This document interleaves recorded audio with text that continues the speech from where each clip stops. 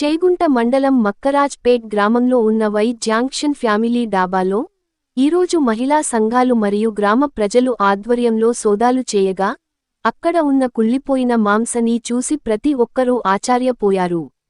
దీనిపై వెంటనే అధికారులు చర్య తీసుకోవాలని గ్రామస్తులు కోరుతున్నారు.